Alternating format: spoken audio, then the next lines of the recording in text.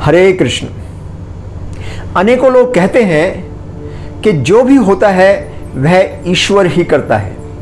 ऐसे लोग अपने जीवन की जिम्मेदारी लेना छोड़ देते हैं और कर्म के प्रति निष्क्रिय हो जाते हैं। क्या आप भी ऐसी ही सोच रखते हैं? अगर हाँ, तो चलिए देखते हैं कि भगवान कृष्ण ने गीता में इसके बारे में क्या कहा है।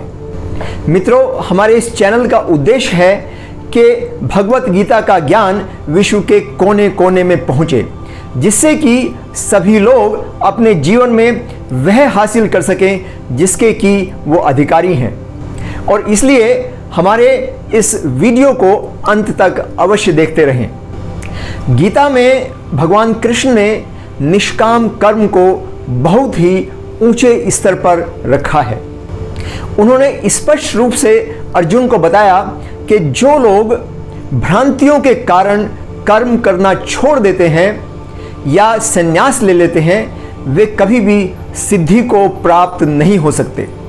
ऐसे मनुष्य केवल आलसी हो जाते हैं और अकर्मण्यता को बढ़ावा देते हैं, क्योंकि वास्तविकता यह है कि मनुष्य को अपनी प्रकृति के अनुसार विवश होकर कर्म करना ही पड़ता है। अतः कोई मनुष्य भी क्षण भर बिना कर्म के नहीं रह सकता। आजकल के ढोंगी सन्यासियों के बारे में तो उन्होंने बहुत ही स्पष्ट रूप से कहा कि जो कर्म इंद्रियों को बाह्य रूप से वश में करने का ढोंग रचता है, परंतु भीतर ही भीतर उनके बारे में और उनकी इच्छाओं के बारे में लगातार सोचता रहता है, वह स्वयं को धोखा देता है और मिथ्याचारी कहलाता है। ऐसे अनेकों मिथ्याचारी और ढोंगी योगी और साधु संत आजकल समाज में पनप रहे हैं और आम आदमी को धोखा दे रहे हैं। इन सन्यासियों का बाह्य रूप कुछ और होता है, परंतु आंतरिक रूप से वे अलग ही प्रकार के इंसान होते हैं। तो भगवान कृष्ण ने जो रास्ता बताया वह यह है कि मनुष्य को इंद्रियों को वश में करते हुए बिना आसक्ति के कर्म करना चाहिए। बिना कर्म फल की आसक्ति के कर्म करना कर्म न करने से बहुत ही अधिक उच्चतर स्तर का है। अर्जुन के माध्यम से भगवान कृष्ण ने लोगों को यह संदेश दिया कि लोगों को अपने नियत कर्म अवश्य ही करने चाहिए, क्योंकि बिना कर्म किए तो शरीर का निर्वाह भी नहीं हो सकता।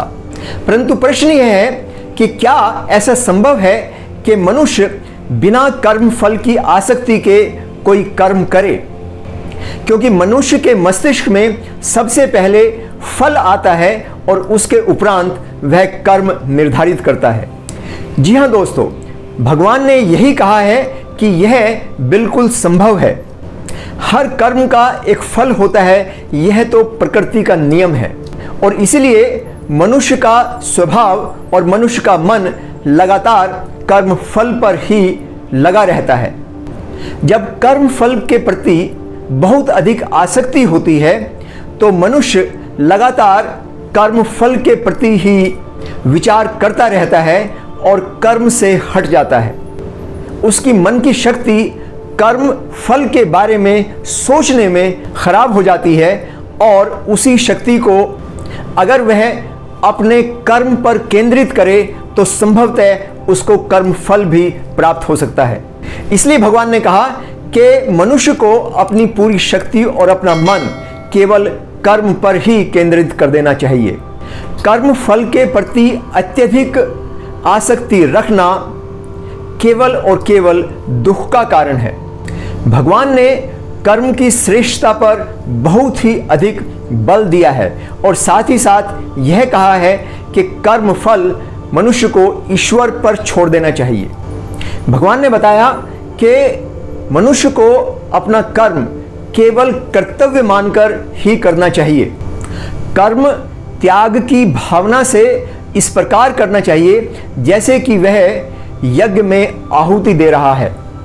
आप जानते ही हैं कि जब भी कभी यज्ञ में आहुति दी जाती है तो इस बात का उच्चारण किया जाता है कि इदम अग्नेय इदम नमम, अर्थात यह अग्नि का है, यह मेरा नहीं है। इसी प्रकार से मनुष्य जो भी कर्तव्य करता है, जो भी कर्म करता है, वह सारा कुछ उसे ईश्वर के प्रति समर्पित कर देना चाहिए।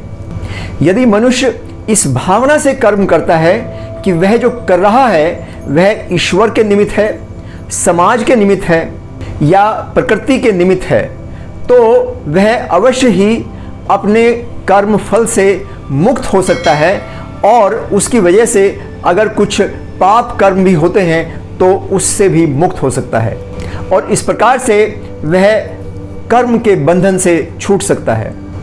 मित्रों, हमारे इस चैनल का उद्देश्य है कि भारतीय वैदिक संस्कृति का ज्ञान विश्व के कोने कोने तक पहुंचे, जिससे कि भारत एक बार फिर से विश्व गुरु के पद पर आसीन हो सके।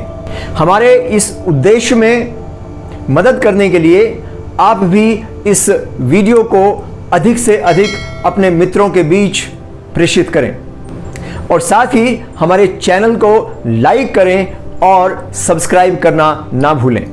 हरे कृष्ण कृष्ण कृष्ण हरे हरे, हरे राम राम राम हरे हरे।